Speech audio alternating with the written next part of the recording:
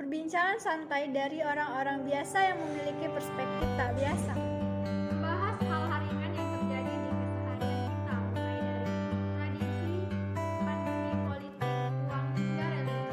Di sini kita akan berbagi cerita agar kita tetap bisa menikmati hidup dengan lebih produktif. Saat ini banyak orang beranggapan bahwa uang bisa membeli segalanya, dan juga uang sangat menyangkut dengan hubungan politik dan juga orang-orang yang di belakangnya. Nah, mari kita bahas dari dua narasumber yang memiliki dua sudut pandang yang berbeda-beda. Assalamualaikum warahmatullahi wabarakatuh. Salam sejahtera untuk kita semua. Perkenalkan, nama saya Angga Saputra. Saya sebagai narasumber 1. Saya sebagai mahasiswa aktif UIN Raden Fatah Palembang, jurusan Ilmu Politik. Baiklah, terima kasih. Assalamualaikum warahmatullahi wabarakatuh. Salam sejahtera bagi kita semua. Perkenalkan, nama saya Muhammad Iksan Nur Hadi, jurusan Ilmu Politik Universitas UIN Raden Fatah Palembang. Terima kasih. Pada kasus kali ini, kami akan membahas suatu kasus tentang politik uang yang terdapat di Indonesia, tepatnya di suatu desa Wonoboyo, Kabupaten Temanggung, Jawa Tengah pada 7 April 2019 pada waktu malam hari, yang hadir di dalam situ sekitar 30 orang warga. Terdakwa Lombok Purnomo saat melakukan kampanye pemilu pada tahun 2019 kedapatan salah satu paslon caleg lain yang ternyata warga tersebut merupakan pendukung pasangan calon legislatif lain. Dia melihat suatu kejadian yang curang terhadap pasangan calon lain dan warga tersebut melapor dan merekam kejadian tersebut, bahwa Lombok Purnomo ini membagikan amplop berisi uang 50.000 kepada 30 orang warga tersebut.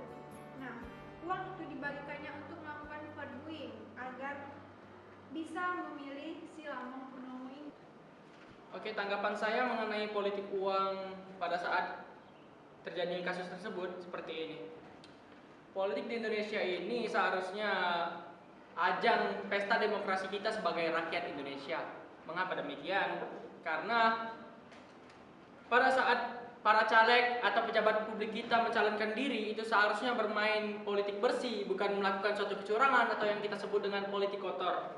Karena politik kotor itu sangat berdampak buruk untuk masyarakat kita suatu saat nanti, baik dari sekarang maupun yang masa akan datang. Nah, lalu bagaimana tanggapan Anda sebagai narasumber 2 tentang mengapa bisa terjadinya money politik ini? Oke, jadi tanggapan saya mengenai money politik ini atau politik uang, ini bisa kita ambil kesimpulan bahwa dari bahasa politiknya itu politik decay, yang mana politik decay ini pembusukan dalam berpolitik. Nah, pembusukan dalam berpolitik ini jika dilakukannya hanya semata-mata untuk kepentingan sendiri, maka itu bisa beranggapan bahwa itu hal yang negatif. Nah, namun sisi dari positifnya juga ada dari money politik, bahwa money politik ini juga sangat diperlukan bagi caleg-caleg yang ingin mencalonkan dirinya untuk menjabat di suatu pemerintahan. Tapi jika money politik ini digunakan hanya untuk kepentingan individu, kepentingan kelompok-kelompok tertentu, maka ini timbulnya tidak beres gitu. Lalu bagaimana tanggapan Anda mengenai faktor-faktor money politik yang dilakukan oleh caleg dan para pejabat di Indonesia ini? Ya, menurut saya ada beberapa faktor. Yang pertama faktor ekonomi, yang kedua faktor budaya. Yang mana faktor ekonomi ini mungkin kita sudah mengetahui bahwa dari dampak ekonomi ini sangat mempengaruhi di kehidupan yang lain, bukan hanya politik saja. Nah, faktor budaya yang mana masih kental di negara kita yang berpendapat jika ada yang memberimu kebaikan maka kau harus membalasnya dengan kebaikan. Nah, statement ini menjadi kesempatan bagi caleg-caleg yang ingin memimpin di suatu pemerintahan, di mana jika dia memberi sejumlah uang kepada masyarakat, masyarakat harus membalasnya dengan kebaikan pula, dengan memilih calon-calon caleg tadi untuk memimpin di suatu pemerintahan. Nah, dari dampak ini sangat bahaya, yang mana bagi caleg-caleg yang tidak mempunyai integritas, yang tidak mempunyai kemampuan yang mumpuni, dia hanya mengandalkan money politik untuk memimpin di suatu pemerintahan. Bagaimana tanggapan Anda tentang hukuman 1,5 tahun yang terjadi di kasus eh, siapa yang Anda sebutkan tadi itu Kasus Lambang Purnomo Lambang membagi-bagikan Purnomo. uang Iya. kedapatan. Itu setahu saya itu kan hukumannya 1,5 tahun ya. Iya, iya. Nah, mungkin saya lihat dengan kasus yang lain seperti kasus pemerkosaan, kasus pencurian itu hukumannya sangat Hukumannya lebih berat ya. Lebih berat Mungkin Anda tahu dibanding sendiri. kasus ini. Iya, iya. Mungkin dibandingkan kasus ini hanya terhukum 1,5 tahun ya. Mm-mm. Mungkin bagaimana pendapat Anda sendiri?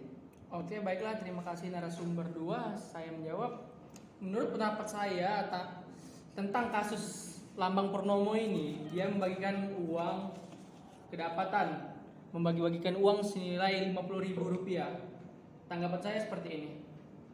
Sangat tidak adil dan juga sangat keberatan bagi saya sebagai aktivis politik seperti itu. Mengapa demikian?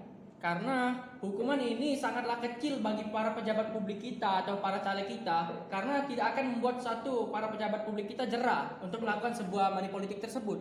Mengapa demikian? Pasti akan terjadinya money politik tersebut akan berjalan terus-menerus karena hukuman tadi sangatlah kecil, hanya hukuman vonis penjara sekitar 1,5 bulan ya. Iya. 5 bulan. Tapi menurut dengan undang-undang itu sesuai ya 1,5 tahun. Iya, Mungkin yang perlu kita koreksi di sini mungkin dari menurut Anda dari siapa? Mungkin dari KPK-nya atau dari lembaga kepolisiannya atau dari lembaga-lembaga tertentu yang memberikan hukuman sedemikian rupa. Menurut saya dari hukum saya melihat di sini dari pengadilan negeri, dari hukuman para polisi atau dari hukuman para Bawaslu juga, karena sangat berpengaruh terhadap kasus sebesar ini. Sedangkan kita lihat kasus kecil seperti kasus memaling sendal atau memaling kotak amal, karena kasusnya itu bagi saya kasusnya itu sangatlah kecil. Karena Berarti yang ingin kita sorot yaitu KPK-nya ya, atau pimpinan KPK-nya. Bagaimana dari KPK-nya itu sangat berperan, sangat penting untuk kasus-kasus suap menyuap, kasus korupsi-korupsi yang terjadi di caleg-caleg pemimpinan kita ini. Nah, seperti yang kasus yang Harun Masiku yang sampai detik sekarang belum terlihat jelas kasusnya bagaimana, prosesnya gimana, sampai mana tindak lanjutinya. Nah, seperti yang kasus korupsi yang lain selain dari kasus Harun Masiku, itu semuanya sudah tertangkap, itu semuanya sudah tertindak. Namun hanya kasus Harun Masiku ini saja yang saya ketahui belum ada kejelasannya bahwa ini sebuah keanehan. Nah, kembali ke pertama itu money politik politik uang itu bisa terjadi karena caleg yang ingin menggunakan money politik tidak mempunyai program yang kuat. Bagaimana kita bisa melihat kegagalan dari partai politiknya, kegagalan dari calegnya, ingin memaksakan dirinya menduduki suatu pemerintahan, tapi dengan menggunakan money politik, tidak mempunyai integritas, tidak mempunyai hanya mementingkan kepentingan pribadi ya, seperti itu. Ya. Ya, bagaimana saya bisa berpendapat bahwa politik uang ini bisa dilawan dengan solusi jangka panjang maupun jangka pendek. Yang mana jangka pendeknya yaitu yang dimaksud seperti strategi budaya atau memasukkan materi-materi ilmu politik ke substansi materi anti korupsi dalam kurikulum sekolah seperti SMP, SMA, bahkan di universitas.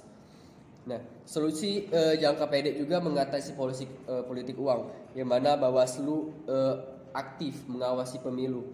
Pemilih juga bisa bersikap partisipatif selama proses pemilu berlangsung. Politik uang adalah suatu hal yang menjebak rakyat.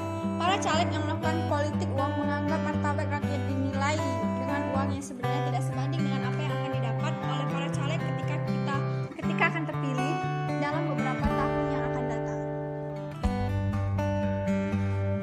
Obrolan hari ini luar biasa, banyak hal yang dapat kita pelajari dari materi ini. Sayang sekali waktu kita harus berakhir karena waktu juga yang membatasi.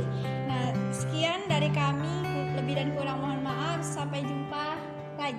Bye.